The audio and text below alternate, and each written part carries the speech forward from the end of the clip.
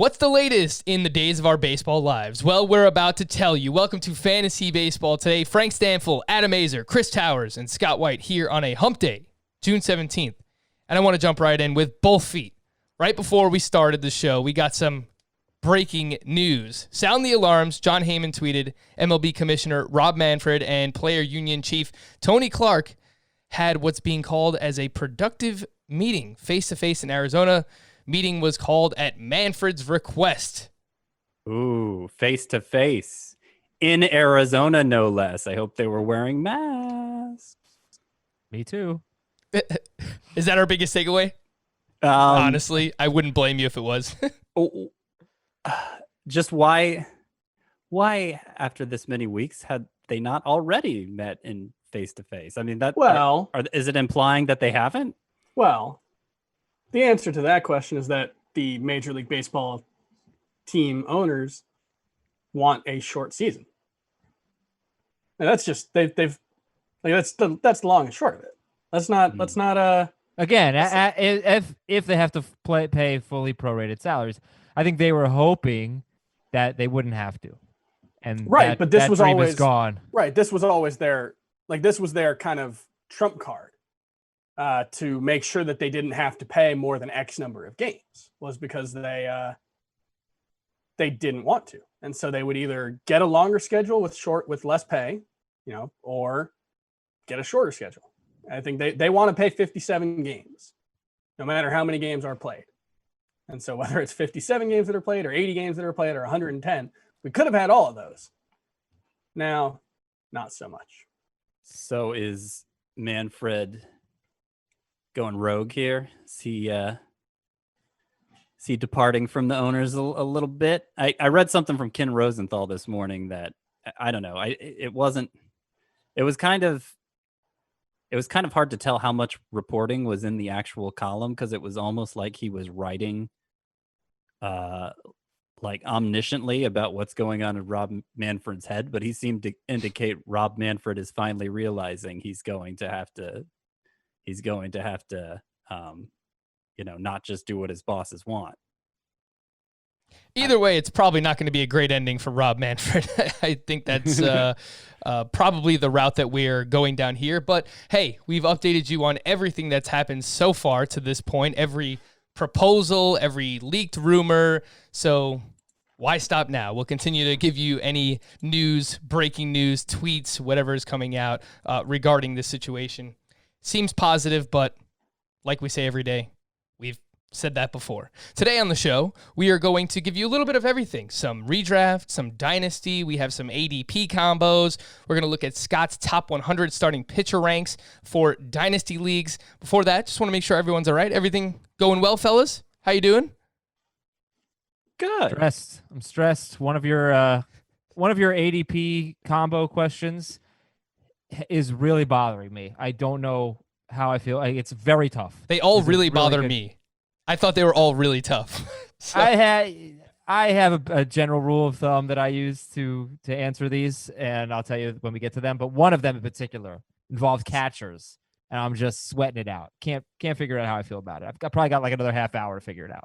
All right, well, let's jump right in. Maybe you don't have as much time as you thought, Oh, Adam. we're starting with that. Okay. Yeah, we're going right into ADP combos. So get ready. Here we go. Would you rather have, in a head-to-head points league, you have the 5th or 6th overall pick, Garrett Cole and Austin Meadows, so 1st and a 4th round pick, or Mookie Betts and Luis Castillo? So either way, you get one starting pitcher, one outfielder. What do you guys think? First up, I would just like to say Pizzeria Pretzel is the number 1 ADP among combos. And for me, given the research that we talked about yesterday, I think the answer kind of has to be Garrett Cole and Austin Meadows. Now I'm Googling best combos. It doesn't trouble you that you're eating pizza flavored paste? It's the combos are. I mean, I've go on this rant every time we do ADP combos. Combos are one of the worst snacks They're delicious. ever created. When was the last time you have not had a combo in 10 years? I have a bag of combos. Get out of here kitchen right now. I eat combos regularly, Adam. I was not expecting that. You weren't expecting, like, of all the dirtbag food opinions that I've had, You're shocked that I like combos? I'm not surprised that you like them. I'm surprised that you actually eat them because I didn't think anybody still ate them. I don't even see them. I don't see them on shelves anywhere. In fairness, I'm going on a tiny road trip this weekend, and that's my driving snack when we're on a long drive. Okay. You They're can find them in gross. convenience stores, right? You can find like everything. You can find Zero bars in convenience stores. Whatchamacallit is That's a fantastic. Terrific. great, yeah, great candy. Top 5 candy bar. We need to see more of it. Take 5 is the best candy. Nah. Oh, Take overrated. 5 is really good. Big fan there, Adam. Like that. Big fan of any salty sweet combinations. While we're at it, Nutrageous, if you've ever had it, is a great candy bar as well. Never had that. Reese's Fast Break. Fast Break's very good. Combos are good, man. They're kind of gross, but they are Oh, they're good. disgusting. They're gross. You don't want to think about them too hard. Yeah, A lot of snack but food you is just like eat that, them. right? Yeah. I mean, you can eat 'em. think about a jelly bean. Yeah, I don't eat just those like- either. Think about raisins. Ugh. Flavored Stop sugar it. gel coated in other flavored sugar. All right, we're already off the And rails. raisins are disgusting. I'll take Garrett Cole and Austin Meadows also, Frank. I did the math in case anyone's interested. If you use points per game last year, Cole and Meadows destroy Betts and Castillo. Now that's based on the hitters playing 155 games and the pitchers making 32 starts. And, Cole's side, was Meadows worse than Betts last Yeah. year? half yeah. a point per game, bet worse. Okay. But if you use Betts and Cole in 2018, but stick with Castillo and Meadows in 2019, which I kind of think is fair, to be honest. I'm not going to use Castillo and Meadows in 2018. Nobody's drafting them based on what they did in 2018. But if you go with Mookie Betts and Cole in 2018 and Meadows and Castillo in 2019, the bet side actually wins big because Mookie Betts averaged 4.7 points per game, and Garrett Cole, and he averaged 4 points per game in 2019. Garrett Cole, he was great both years, but last year he probably was like too good to be true. 22.5 points per game. The year before he was the number 7 starter in fantasy, and he averaged 18.8 points per game. He didn't have quite as many innings as the other guys up there, but I'm still going to take the Cole and Meadows side. I think it probably makes more sense to compare 2019 Cole to 2018 Betts.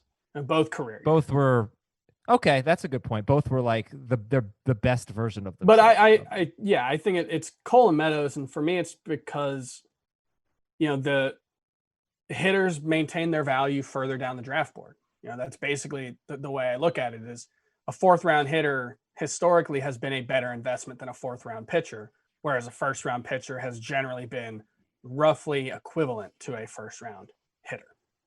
I feel like you guys aren't pained enough doing this because I have, my head says as somebody listening to my own advice, it should be Betts and Castillo. And yet I feel kind of the same way you guys do. Like my gut says Cole and Meadows. And if that's true, if you're telling me that if I take Cole ahead of Betts in round 1, I'm still going to be able to get Meadows in round 4, that probably means I need to take Cole ahead of Betts in round 1, right? Is that what this ADP combo is saying, Frank?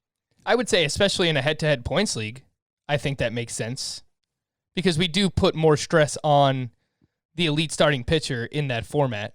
Well, I guess this year in general, we are stressing, or at least I was, elite starting pitching. But I would say in a head-to-head points format, yeah, I mean, that would make sense to take. If you know that you can get Meadows in the 4th, why wouldn't you take Garrett Cole in the 1st round over Mookie Betts? I'll also add, with Mookie Betts, he had a down year last year, and he averaged 4 fantasy points per game. He was tied for the 7th best hitter in baseball. Right. That's a down year for Mookie Betts. He's a lot better. Betts best, and even a down year for him, like you said, is still a lot better than Meadows, presumably his best. So maybe I'm not giving enough credit to the gap there, and maybe I should just trust my head rather than my gut. I rank them right next to each other, Betts and Cole. I think I have Betts 4th and Cole 5th in a points league. So Who do you rank higher, Meadows or Castillo? I rank Castillo higher. I'm sure I do. However, like if maybe it's just because of the way I feel about Castillo in particular. I feel like he's a little riskier and if you put like Patrick Corbin in his place, but maybe Patrick Corbin wouldn't be possible according to ADP. I don't know. Would it be possible? Is anybody happy to know? So Not in I'm our looking league. at Scott's head-to-head top 300, and Luis Castillo is 27th, and Austin Meadows is 52nd. Ooh. So that's a pretty big disparity. Yeah. Frank, I got to tell you something. What do you got? Before you pose this question, Cole and Meadows versus Betts and Castillo, I probably would have said I want Betts ahead of Cole and I want Castillo ahead of Meadows. So how on earth am I going to take the Cole Meadows combo over Betts? Exactly. No, But everyone is saying that. I think I have to move Cole ahead of Betts. I think Garrett Cole is my third player off the board in points leagues. I think for me it comes down to, and we haven't talked about him enough, at least while I've been here, is Austin Meadows. I mean, why don't we talk really about good. him more? 3.5 fantasy points per game last year. That was the same amount as Bryce Harper, yet he goes 20 picks later. He really just had one bad month. It was June, where he was kind of banged up that month. He did not hit a home run. He had a 573 OPS. The first 2 months, he had an OPS over 1,100. From July through September, he had 21 home runs with a 959 OPS. Like, why are we not talking about Austin Meadows more than we are? It's a small sample size. You know, It's a whole season. It's Yeah. a 1 season sample size, but it's a huge outlier. But he had the for pedigree. His career, especially. So he was a guy who had pedigree, but not production. You know, especially, you know, if I'm remembering correctly, and correct me if I'm wrong, but you know, especially once he got to AA and AAA, his production really wasn't very good. He was someone we were talking about, you know, when he was getting called up last year as a 2 years ago. Yeah. 2018. Sorry. As someone who, you know, we weren't sure if he was going to be an impact fantasy player. We weren't sure he was going to be a fantasy starter based on what he had done in the high minors. And so, you know, I think there is still some question about how sure we should be that he's a high level player, but you know, based on what he did last season, based on his age, there is a ton to like about him. It's that's why I'm pretty confident going with Cole and Meadows, and it doesn't really bother me that much because I do think Meadows in either points, but especially Roto, does have the potential to be a second round caliber player. I mean, there's a chance that we've seen this before where players just become better once they get to the big leagues, right? Like Francisco Lindor stands out in my mind, was not really regarded as a great offensive player, and then he was. So it seems like we're all pretty much on board with Cole and Austin Meadows across the board. Let's move on to the next one. Would you rather have Patrick Corbin and Nelson Cruz? This is your little utility debate here. Patrick Corbin and Nelson Cruz, or Yordan Alvarez and Trevor Bauer in a Roto league? This one actually isn't even a debate for me. Easiest one, right? This one's Corbin and Cruz. Like, the most likely outcome is Cruz is better than Alvarez, right? I wouldn't go that far, but you know, if you're just trusting in track record, I guess I can understand why you'd say that. Cruz was better last year, right? If someone has that, I don't know. Just based on OPS? I'm pretty sure Cruz was like the 7th best hitter in fantasy last year in Roto, at least. Well, Alvarez didn't play nearly as much, right? He played 87. Okay, OPS, Alvarez was 1067. I don't think Cruz was quite there, but man, it was close. Let's see. I think Cruz was 1,000 on the dot. 1031. 1031. It was a career high season for Cruz at age 38. Sure. So it's hard to take like I have an easier time taking what Yordan Alvarez did seriously than I do even Cruz. So per game in Roto, put them on the same amount of playing time. Cruz was the 8th best hitter in fantasy. Alvarez was the 12th best.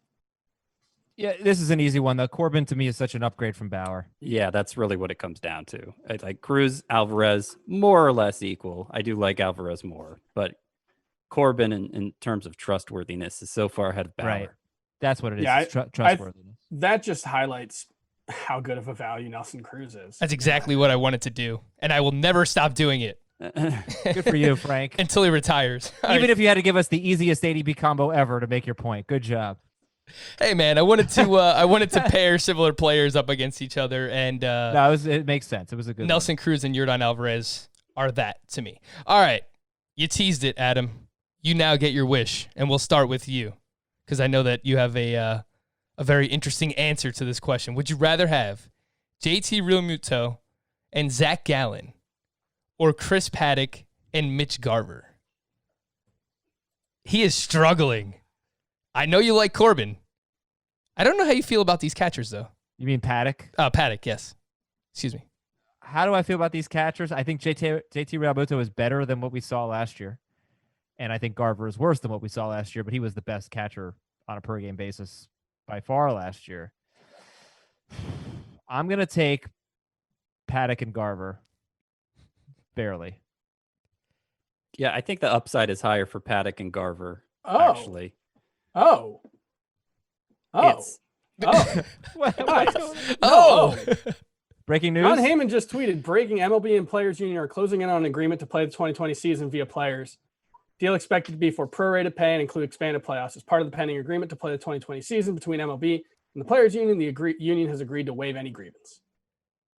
Yeah! Wow. Wait, Big so Chris, who do news. you want? JT Realmuto and no, I'm all right, that's actually By the way, that's another easy one for me. I massive don't think news Chris Paddock's here. that much better than Zach Gallen, and I think JT Realmuto is a lot better than Mitch Garver. I haven't seen anything on the amount of games so far. And there's a lot of people reporting this. It seems like John Heyman was the first one to report this news. MLB and Players Union are closing in on the agreement. Other people are confirming it now. Jeff Passan tweeted about it. Well, okay. Joel Sherman, there's not even a deal in principle between MLB and PA, but one involved person said with Manfred Clark meeting face-to-face, the rhetoric portion of the program is over and the real negotiations have begun. MLB just sent MLB PA a new proposal. There's no agreement, not even in principle. That's Bill Shaken of the Los Angeles Times. Doesn't mean there won't be, and the two sides are talking, but no deal yet. So let's just, who would you rather have, Shane Bieber or Josh Donaldson? All right, wait. Look, So I mean, John Heyman is the most plugged-in reporter in Major League Baseball. If he's not the most, he's 1B to Ken Rosenthal. So, I think What about Jeff Passan? he's an up-and-comer. Okay. All right. he is an he's, up-and-comer. No, it's Heyman's the only person right now saying an agreement has been reached or closing in on an agreement to play the 2020 season, which I guess nobody's refuting. Closing in on an agreement is not. It's vague language. Yeah. Yes, but this, I don't know that there's anything that we can actually do until we see more parameters based on the amount of games, how serious this is, because we're getting conflicting reports right now live while we're doing the podcast. So that is the breaking news. Baseball seems like it's happening. Baseball seems like it's That's happening, awesome. which is a complete 180 from where we were at Monday, where, Rob Manfred was pretty much going back on his word, saying he didn't know if we were going to have a baseball season. So for those listening and watching on our Fantasy Baseball Today YouTube channel, the news is getting better. We're getting closer. And if anything comes out while we are doing the show, then we will 100% talk about it. But did everyone give their answer regarding this? Which JT one? Realmuto and Zach Gallen versus Chris Paddock and Mitch Garver?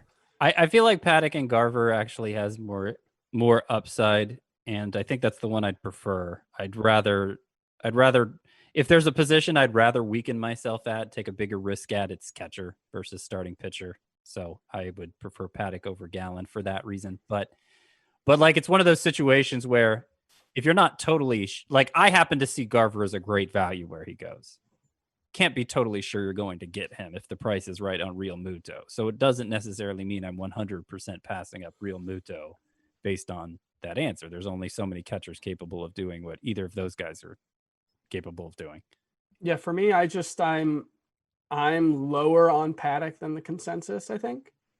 Or at the very least, I have more questions about whether he can truly be an ace. It seems like a lot of people are just like, he is an ace now. And, the ERA last season and the whip especially certainly suggest it, but there are red flags in his profile that I think are sort of being overlooked. And, he's a 2-pitch pitcher. And that's a hard thing to be. Yeah, I find it interesting, Chris, that last year Chris Paddock was kind of everyone's breakout darling throughout the spring, and now this year that's Zach Gallen. Aren't we kind of hoping that Zach Gallen does what Chris Paddock did last year? Zach Allen did what Chris Paddock did last year. He just didn't do it in as many innings at the major Right. league level. But, the difference between the two of them, Gallen had a higher whip. Again, I'm presuming, correct me if I'm wrong, but Chris Paddock did have an elite whip. That was the 0.98. Yeah, that was the one thing he did exceptionally well last season. But the peripherals suggest that he may not be that good, or that he may need improvements. And that lack of a breaking ball, it does stand out to me. Whereas Zach Allen, he may not have the ceiling that Chris Paddock does, but I also, the comp I made when we were doing the best players for 2020 to 2030 or whatever was, I could see Zach Allen becoming a Zach Greinke type of pitcher where, he has that command of all four pitches. He can throw any of them at any time. He's a smart pitcher. And so I'm not convinced that there is that much of a difference, if there is one at all, between Zach Allen and Chris Paddock for 2020. And the hype around Chris Paddock this time last year was based on, had he thrown like 150 career innings at that point? If that. So he was very much, he was like the kind of the ultimate mystery box that we've ever seen. I expect more curveballs this year from him. I think it'll be a pretty good pitch for him. He was talking it up during the spring. Yeah, I'm not surprised that a rookie pitcher had peripherals that said he's not as good as a .98 whip. Even if he had gone out and had a 3.70 ERA, I'd still be pretty excited about him. He has incredible control. If he played in a bad ballpark, considering he gives up a lot of fly balls, I might back off a little bit, but he doesn't play in a bad ballpark. So I'm fine with it. I love Paddock. I think he's got the upside to be a first round pick. I think he could be the next elite starting pitcher in baseball.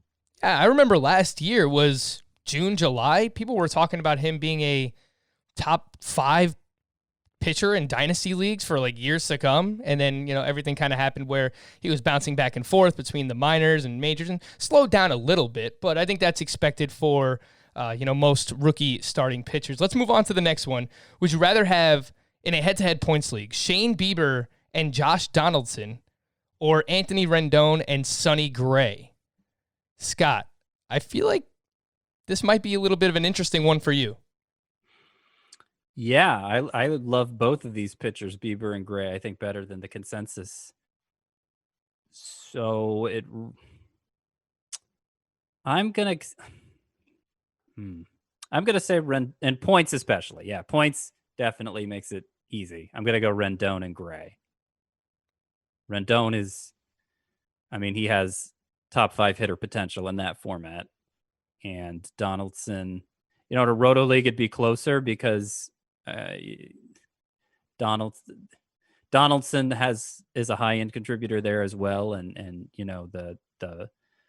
the plate discipline difference, what Rendon brings to the table there, isn't rewarded the same in that format like it is in a points league. But yeah, I go Rendon and Gray. Adam, what do you think? Bieber and Donaldson versus Rendon and Sonny Gray in a head-to-head points league. So I think that the only guy that feels like an absolute sure thing to me is Rendon, and that's why I'll take that side. I do like Bieber. I'm nervous about Gray, and then Donaldson. I think he's going to be really good when he plays, but actually Donaldson has been a pretty slow starter the last few years. Shortened season could be bad for him, but I'm just going to take the sure thing. I'm just going to take Rendon. In a roto league, I would probably go the other way and take the Bieber side. But in a points league, like Rendon could be one of the top 5 hitters easily in points leagues. He's so good in that format. So I'll take him. Chris, I know that you're a little bit skeptical about Shane Bieber, at least based on some conversations we've had recently. Which way do you go? Yeah, I think of this group, I'm higher, I think, on Sonny Gray than even Scott might be. I think what he did last season, the stuff took a really big step forward, and the pitch mix especially. I think he learned a lot from his time with the Yankees that will continue to serve him well. So on a per inning basis, I think Bieber's better, but I'm not sure it's that big of a gap. And Anthony Rendon, especially if we're talking about head-to-head points, Anthony Rendon is an elite player. He probably should be a first rounder. in a head-to-head points league. So this is another one that, I think this is closer, but I'm not really agonizing it over it that much. I would rather have Rendon and Gray. I think Bieber, he's very good. And when things go right for him, he can be one of the best pitchers in baseball. And things went right for him last year. Chris, I just think how hard he gets hit, a 4 ERA wouldn't shock me. yeah, and talking about how hard he does get hit, he allows a lot of hard contact. Based on the xERA, which is from StatCast, they measure what your expected ERA would be based on the level of contact that you give up. And I know that Shane Bieber's xERA was very high; it was like close to 4. So that is fair. That is a fair concern when it comes to Shane Bieber. Chris, I just want to figure out how high you would have Sonny Gray, because Scott has him SP21. I have him SP23. Like, would you take him over Tyler Glass now? Yeah, Chris. I have more Sonny Gray on my teams than I do Tyler Glass. Now, maybe it's not fair to say I'm higher on him than Scott, given where Scott has him at 21st. I am definitely in ADP, he's going after Mike Soroka, Corey Kluber, Brandon Woodruff, Trevor Bauer, Jose Barrios. Ugh. Yeah, that is egregious. I would absolutely rather have him than basically any of those guys. I think you could make a case for Bauer on one end of the spectrum. The upside is higher. And I think you can make a case for Barrios on the other end of the spectrum because he is such an innings eater and because he is so reliable. But for me, Gray, the upside, what he showed last year, I think the type of pitcher he's become, it's going to be very valuable. All right, the last ADP combo we're going to get to here. Would you rather have Marcus Semien and Ken Giles or Roberto Osuna and Corey Seager? This one is in a Roto league. Adam, why don't you get us started? Easy one for me, Ozuna and Seager. Ozuna and Seager. Easy for me, Semien and Giles. Oh, I'm never willing to pay up for the saves guy. I mean, it would have to be, maybe if it was Josh Hader instead of Ozuna, I could have a little bit of a debate, but I mean, Ozuna's not, I'm not super confident Ozuna's going to be better than Giles this year. And you know what? I can't say with all assurance Semien's going to be better than Seager, but based on demonstrated upside so far, I mean, Semien has demonstrated a higher ceiling than Seager. So yeah, Semien and Giles. If this was a points league, I think it might be closer. I do think Corey Seager is a better points league player than he is a Roto player. Semien is too, though. At least if he walks and strikes out like he did last year. Yeah, I think you should expect some regression on both. And I think what helps Semien in Roto that doesn't help him in points all that much is, even if he does regress, you could still see a 20 homer, 15 steal pace season, which wouldn't be, he wouldn't be nearly as valuable as he was last season, but I think he does have that floor in Roto that he doesn't have in points. I can see an outcome where he's just not usable in points. And, being Roto, I'm not sure Ken Giles will be worse than Roberto Osuna on a per inning basis. Saves are obviously super valuable in Roto, but, I think they're more valuable in points given that you get that, 7 points. Saves are almost all that matter for a closer in a points league. When Roto, there could be ratio help too. Ken Giles should have more strikeouts. Ken Giles, I think he has a decent chance of a better ERA than Roberto Osuna. Where Osuna stands out is the team he pitches on, and he is always elite in WHIP. Yeah. Incredibly elite. Yeah. And, those matter, but I think they matter more in a points league. Yeah, you pointed out, Chris. I suspect that Corey Seager is a better hitter than Marcus Semien, and we will see that this year.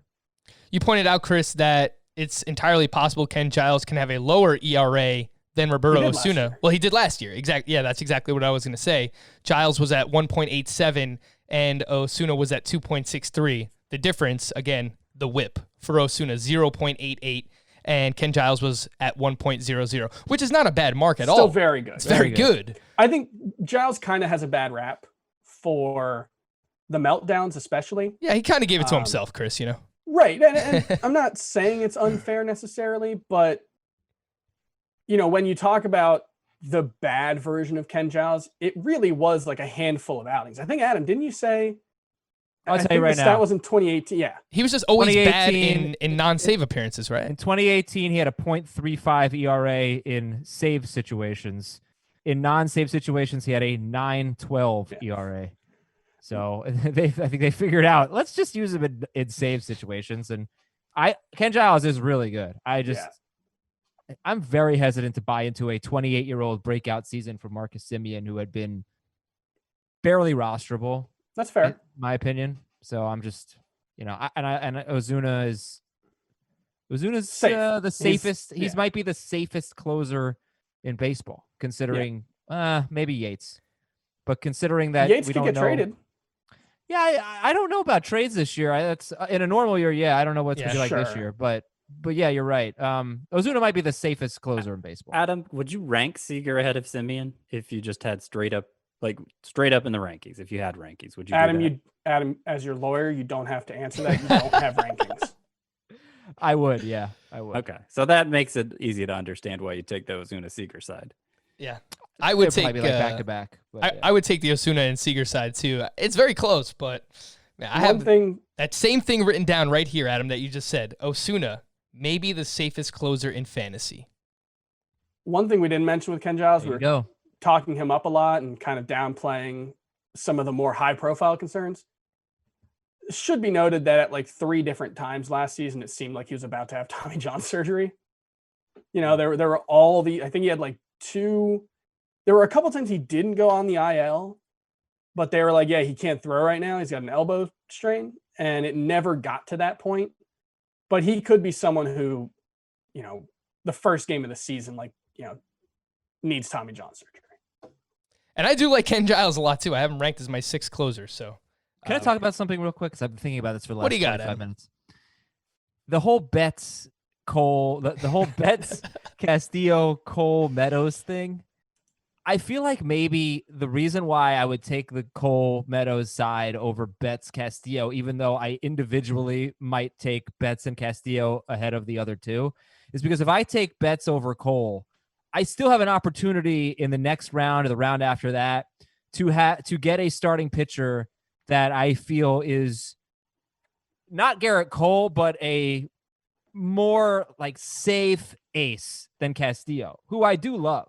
But when I'm only talking about these 2 players and not within the context of the rest of my team, then I'm going to favor Garrett Cole because he gives me that security blanket. But if I could take Betts in round 1 and then maybe get Jack Flaherty in round 2, then I feel a little bit more secure about it. Does that make sense? That's a good point. And that's kind of the same point I was making, talking about Realmuto and Garver. Is this exercise, it guarantees you get that second player, when in the process of a draft, you can't assume that's actually going to be an option for you when that pick comes up. So if you're particularly high on Meadows or you're particularly high on Garver, in my case, and you could say, okay, if I knew I was going to get him, then I would go ahead and take the ace pitcher here in round 1. But obviously in a draft scenario or an auction scenario or whatever, you don't know that.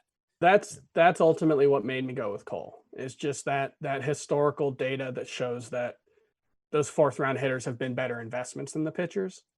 It just, outside of that, if you can get that ace, I think it's worth it if the next, even if it's not Austin Meadows, even if it's just someone else in that range. I don't have it pulled up, but I'm sure that there are several fine hitters. Aaron Judge, the Austin Meadows MVP. Yeah, I mean, Jordan Alvarez, Ketel Marte, George Springer, Charlie Blackmon, all those guys could go in that range with Austin Meadows. Pick any one of those guys. And I would rather have Cole plus them than Betts plus, okay. The next pitcher going off the board after. It's Corbin. The next 2 pitchers going after Castillo's ADP is 43.6 right now. The next 2 pitchers are Aaron Nola, who I'm not sure I'd rather have than Castillo. I think that was kind of iffy, but then there's the pitcher trump card after that. Chucky Morton. If you had made it Charlie Morton and Mookie Betts, Morton. That one would have been, that definitely would have been a tougher decision for me. As Frank would say, Morton. Morton. You got to pronounce the T, guys. All right, let's take a quick break. First, I do want to remind everyone to sign up for our Fantasy Baseball Today newsletter, cbssports.com/newsletter/fantasy baseball today. It gets emailed to your inbox. You get our latest articles, draft results. We'll start throwing some of our YouTube stuff in there so you can subscribe to the channel there as well. So make sure you sign up for our Fantasy Baseball Today newsletter. All right, when we come back, we will talk about some of Scott's top 100 starting pitcher ranks in Dynasty leagues. We'll do that right here on Fantasy Baseball Today. All right, we're back here on Fantasy Baseball Today. Some of Scott White's positional dynasty ranks. I know, Scott, you're working hard on these rankings, and you have your top 100 starting pitchers that are now published on cbssports.com. And I found it very interesting. What I like most about what you did is that you have this point system that you set up where you basically give a 1 through 5 point value based on present value for a pitcher, their future value, and your confidence rating in said pitcher. So just give everyone kind of a look behind the peel back behind the curtain and let them know about your process in doing this. Do you just rank them based on, adding all those points up, and whoever has the most, you rank the highest? Yeah. It's a I mean, it's not a super scientific process. Obviously, all of those ratings are just my perception of things, but it helps keep me honest, and it gives something interesting to look at, something else to debate beyond just the pure ranking itself. But yeah, I add those 3 numbers up: present value, future value, which is both what his peak looks like and how much peak he has left. So it's, kind of cramming 2 ideas into there, but I didn't think it made sense to make a 4th category necessarily.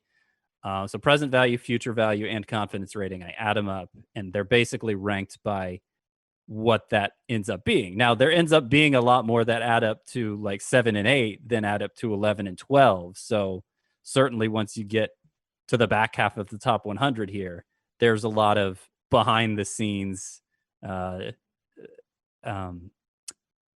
lot of subjectivity that's coming into play. That's not even showing up in those 3 ratings because they're all tied. And to a degree, I elevate the younger guy when they're tied, but even that's not, universally true. So yeah, it keeps me honest, and it just makes for a lot more to discuss, I think. So let's take a closer look at the top 20. Again, you can find the whole list of 100 at cbssports.com, but the top 20, and working, towards number 1. Number 20, you have Zach Gallen, then Mackenzie Gore, Jesus Luzardo, Shohei Ohtani, Jose Barrios. That is 20 through 16. Anything stand out to anybody there? You know what I'm going to say. Zach Allen's too low. Too low? I don't see how he's a 3 present value. Okay. Like that, nothing against you, Scott. No, that's fine. You're very would it smart. would it help knowing Jack Flaherty's a 4 present value? So this is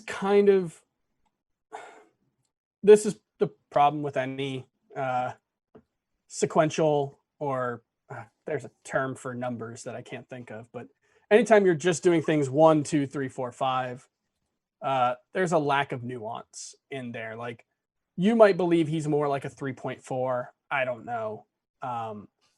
But yeah, like that, because like the 3 kind of suggests, I guess what's the scale?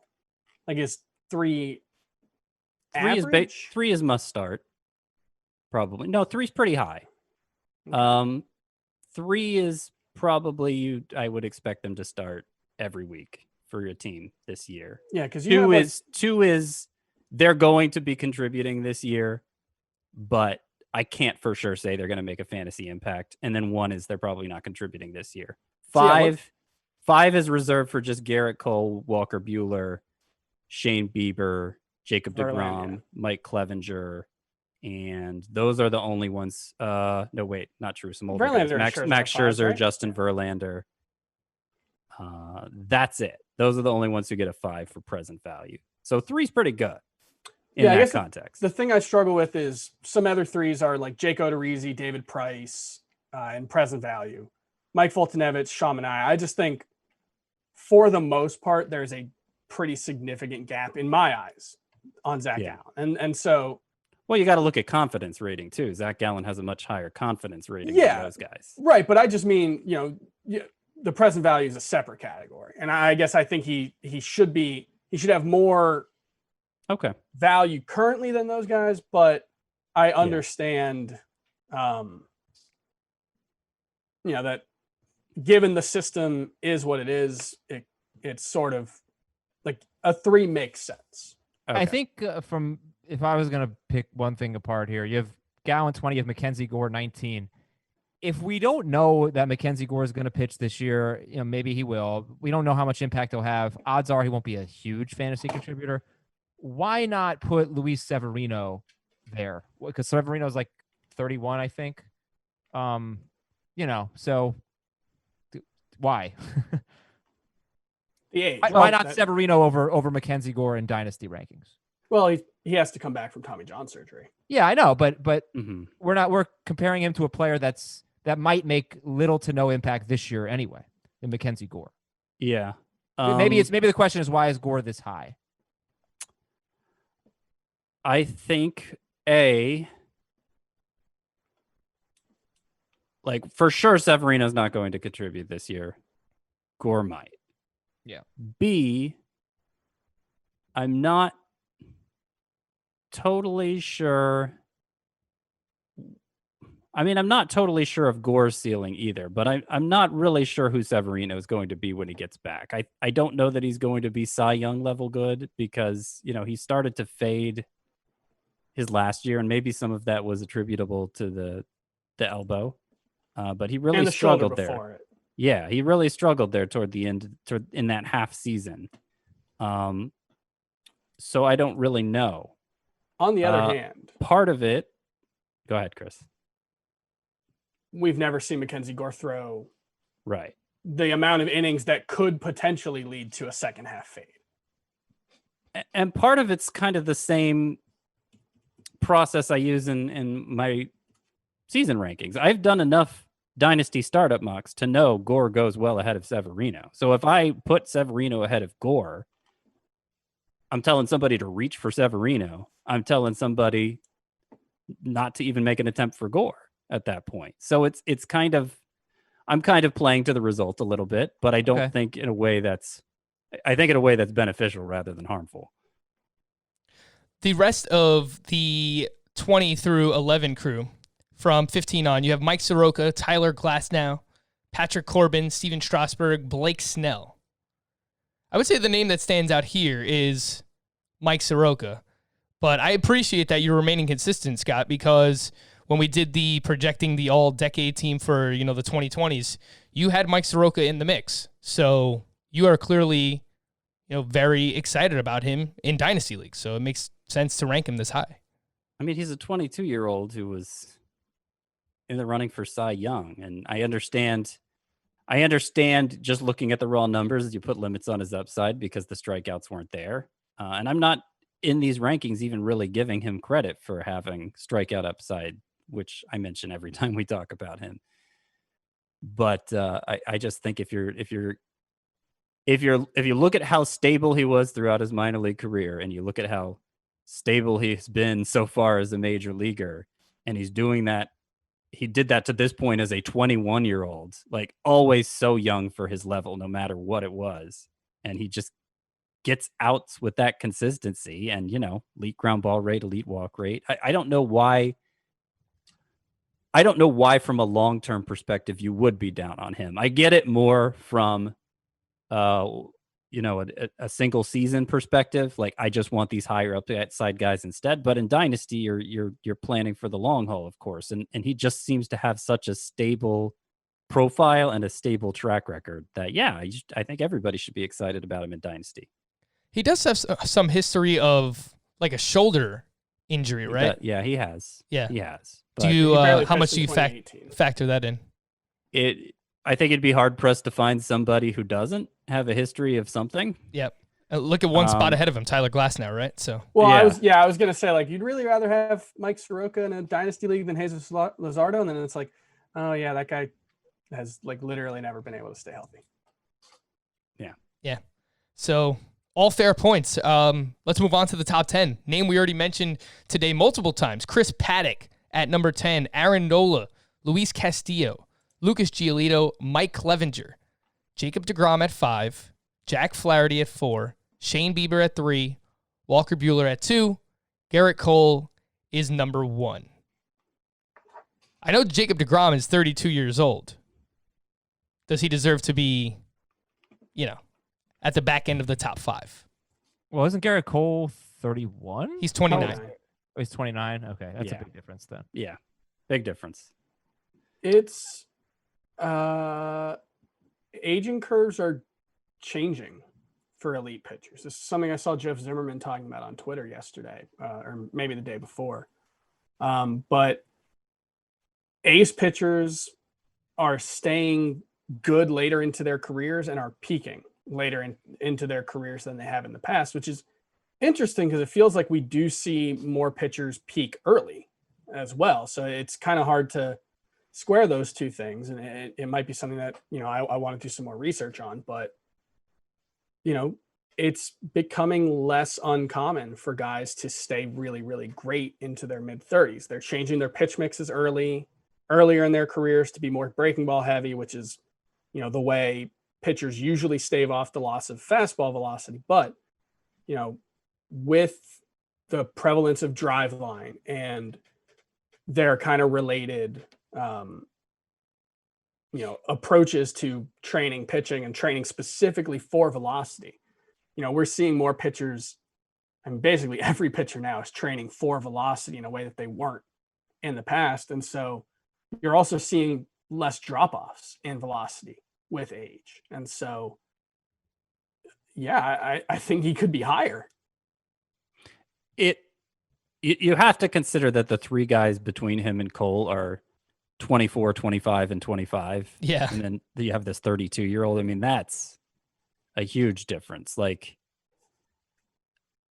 I could understand if you weren't confident in Bieber or Flaherty actually being as good as they showed last year, why you might rank them behind deGrom. But if you're wrong about that, you're giving up a lot of years of productivity there. So yeah, I don't really like Buehler. Nobody seems to have the same doubts about Buehler as they do about Bieber and Flaherty. So Yeah. I think Buehler's pretty secure there at number 2. If you're not putting him number 1 ahead of Cole, I could see somebody wanting to do that. Let me have a half-baked thought that's floating around in my head right now. This always makes me sound smart, but let's talk about this. How many pitchers, regardless of age, have more than 5 great years? I mean, I feel like it's Hall of Famers. It's Kershaw, it's Scherzer, it's Verlander. So even if Buehler goes on if Buehler's great, he might just be great earlier in his career, but for the same amount of years as Jacob deGrom. Yeah. He basically, for him to be like great for the next 10 years, that is so hard for a starting pitcher to do. You more or less have to be one of the best pitchers in baseball history. Like you have to be a legend. So I don't know how much age matters. Well, Again, half-baked thought. You kind of overstated it there because, I mean, there's also Felix Hernandez. Hall of Fame. No, probably not. He Cole needs Hamels, to be John in there. Lester. I mean, Madison Bumgarner at this point doesn't look like he's on a Hall of Fame Lester, track, and he's had. Lester's interesting. If you got a John Lester-like career from Shane Bieber, do you think he would deserve to be ahead of deGrom, 3rd? Because Lester's been great, but he hasn't been Scherzer, Verlander. He hasn't been that good. I mean, Lester's had a lot going. There have been several years. I mean, Lester's had a long career. There were several years there where we were drafting him about as high as we, at least among starting pitchers. I mean, starting pitchers as a whole have moved up. So deGrom goes in round 1 in most leagues. And Lester's never been a round 1 type pick, but usually round 1, there would only be one pitcher, So there have been years where Lester was like the round 2, round 3 guy, similarly ranked among starting pitchers. So, yeah, I mean, it's easy to lose perspective like that. I think I think there's truth to what you're saying, and the confidence ranking for these pitchers, it goes down precipitously. Like there's a lot of 2s and 1s at the end in the back half of these rankings. I think they're probably all 2s and 1s in the back half in terms of confidence on a 1 to 5 scale. But there are going to be pitchers who are the next version of all these ones that we're seeing now, the DeGroms and Coles and Scherzers. There are going to be the next ones. And I think Buehler and Flaherty would be most people's top choices to be that now. And you know, I put Bieber up there with them. He's the same age. I think just because of his style of pitching, people tend to think of him as older than Buehler and Flaherty, but he's not. He's the same age as, I think he's right in between them, actually, in terms of when his birthday is. So yeah, I put all 3 of those there, and I think they, among the pitchers among what we know about all the pitchers in baseball right now, I think they're the 3 with the best chance of having long and productive Hall of Fame type careers. Here's the larger question I would ask, and I want to present the question to the group. When you're thinking about dynasty value, let's say you have 100 points, percents even, as you might call them. How much of that would be taken up by their first year value? Like how much of what you expect in 2020 would you weight when you're looking, let's say, you know, in the future? We can go as far as you want. That's a good question. Thinking that's probably like, that should be 50% or more. That's what I was going to say. Weight, 50. especially pitchers. I don't say 50. I don't think it's that high for me. It might depend on the setup of the league. And you know, I tend to think of this in the context of my own dynasty league, which is the one I spend the most time thinking about. And that's one where, as young players are promoted, they're basically free to keep, and then they start out really cheap to keep. So, you know, there's a relative keeper value there, and maybe that influences my answer. But I would say it's only like 25%, at most 33%, emphasizing this year versus what I expect their whole future to be. And that's per pitcher that you draft. Because for me, I think it becomes like the sum of the parts. So it's going to change. By the end, I think I want it to be, Chris, like 50%. So I want to have some pitchers that are going to help me now, and then I want to have some pitchers that are going to help me in the future. And then maybe even like 1 or 2 in between that I think can, you know, contribute now. But I did a dynasty startup not too long ago, and I drafted, I think on back-to-back picks, it was like the 4 or 5 turn. I took Julio Urias, and I took Justin Verlander. So I took someone that I think can help me now and for the future, and I took Verlander, who I think can help me now.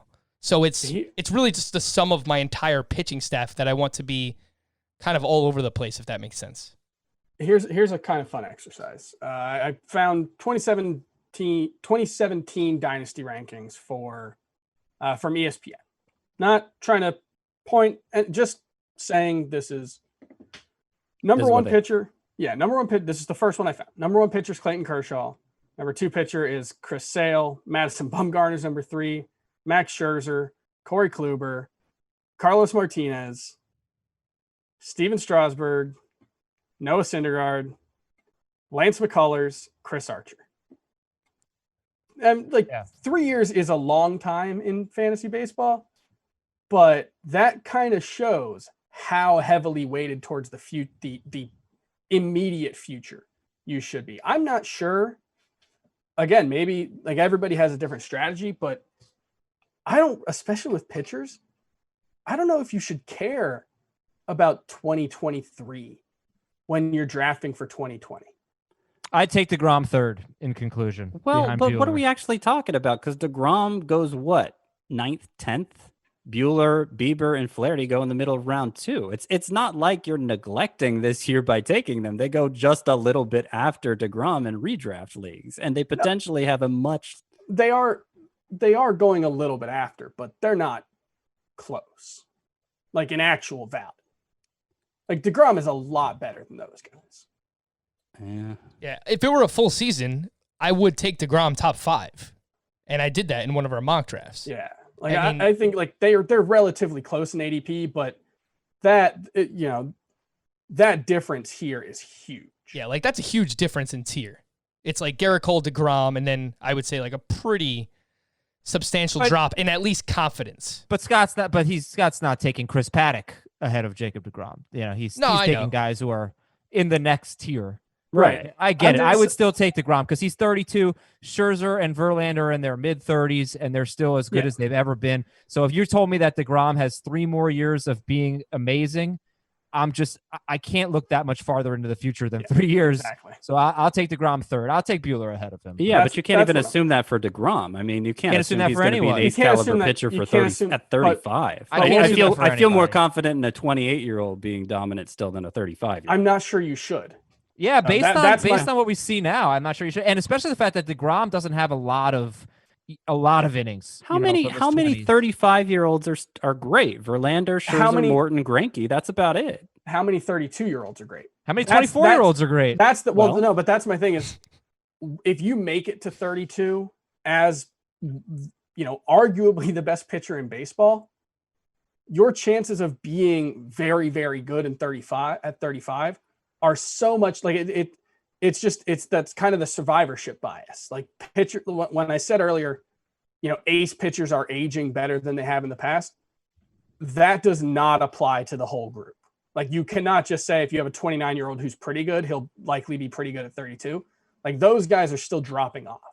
It's the guys who prove they can hold up to the workloads, prove they can be elite, every year when the league sees them over and over. Those are the guys who age well. And so, for me, I don't know. DeGrom has passed all those barriers. There's no question. Hi, David. I mean, it doesn't appear that Kluber is aging well. It doesn't appear that Price is aging well. Right, but Kluber... It's evident Lester and Hamels didn't age well. Felix Hernandez. I mean, you could find tons of examples of guys who... Kluber was great in 2017 as a 31-year-old. He was great in 2018 as a 32-year-old. And then he got hit on the elbow by a line drive. Like we don't know if Corey Kluber's aging well. Yeah, and he still might be good this year. We don't know. I think the common presumption though is that he's not. Yeah, I think Kluber is a point for Scott. That's putting a lot of weight on 6 starts. Like that's the entire argument is 6 starts because Corey Kluber was Corey Kluber was a second-round pick last year. Like I didn't like him in 2019 because I felt like he was starting to crack a little bit toward the end of 2018. That's fine, but the consensus was that he was a second-round or third-round pick. Yeah, and then he had 6 bad starts, got hit on the elbow by a line drive, and all of a sudden the consensus is he's aging poorly. That doesn't add up. Did you even say Chris Sale? Because Chris Sale, right? Chris Sale. But for Chris Sale, there's Severino too. Yeah. I guess it's hard to predict 3-4 years out for any pitcher, right? And that's I don't think DeGrom is going to fade. So and I know he's good. I don't know that Jack Flaherty and Shane Bieber are great. Like I'm pretty sure on Buehler, and I'm really I love Flaherty, but like DeGrom, there's no question. So I'd take him third, but we're projecting 3 years out on a guy in Walker Buehler or not. Walker Buehler's had 2 good years. We're projecting 3 years out on a guy in Jack Flaherty who's had half a great season and half of a not very good one. And then he was, pretty good in 2018, but certainly not elite. I mean, he wasn't ace level, but he was must own in 2018. So I that was as much. I think he was ace level. I know I say this a lot, but he had a 2.86 ERA. 168 strikeouts and 138 and a third in his first 25 starts. He got crushed in his last 3 starts and ended up with a 3.34 ERA. That is why I love Flaherty, because I think he's been 2.86 for 25 starts and then 2.75 ERA the next year for a full season. But he was crap for the first half of the season. But no, Adam, that's if why you're going to do that exercise for his 2018, you got to do it for his 2019. Okay, fine. Where he was not good for half the last 3 starts of his 2019. I bet. No, that's not what I mean. Year. You can't just say he had a. You can't just say he. That's why I'm taking. That's why I'm taking DeGrom ahead of him, because you're right. He's not as certain as Walker Buehler. I'm going to buy into it, but I understand why other people would be less certain on Flaherty. Yeah, for me, it's just it feels like putting too much weight on 2024 and beyond, and baseball may have a strike in 2021. But that's kind of the further out you get, the more uncertainty there is. That for is fair. every player, for every age group. The risk of injury for a 25-year-old when you project out 3 years, the risk of like a serious injury for a 25-year-old, it's probably like 50%. And when you're looking 3 years into the future. But if it's Tommy John or something, they still have a future beyond that, most likely. Well, then Luis Severino should be ranked higher than Mackenzie Gore. I have Luis Severino practically in my top 30. I don't know why you guys are nitpicking that. Like, you guys are picking weird things to pick on here, I feel like. I don't think 32-year-old Jacob deGrom behind 25-year-old Bueller, 25-year-old Bieber, and 24-year-old Flaherty is at all controversial. No, we're splitting hairs. Scott, your list isn't controversial, so like I think we're just nitpicking for fun. I don't know if it's like controversial. I don't care. It's just like there's just different philosophies, and we're trying to explain the different philosophies to the. That's fine. And for me, I basically put zero weight on anything past 3 years, because there's just, maybe if you want to do that for Ronald Acuna and Christian Yelich and Mike Trout and those guys, but there is so much that can go wrong for a pitcher in a given season, let alone 2, let alone 3, that it doesn't factor in for me at any age. That is fair. We didn't get to Blake questions Snell today. at 11 scares me because he has not shown the ability to throw 100 pitches in a start and stay healthy. All right, the end. All right, the end. We'll just end the show there. We didn't get to your questions today. Apologies. FantasyBaseball at CBSI.com. Go check out Scott's top 100 starting pitcher ranks. Come up with your own dilemmas, your questions, whatever you might have, philosophy conversation, and send them our way, FantasyBaseball at CBSI.com. For Scott, Adam, Chris, I am Frank. Thank you all for listening and watching on the Fantasy Baseball Today YouTube channel. We'll see you again tomorrow. Bye-bye.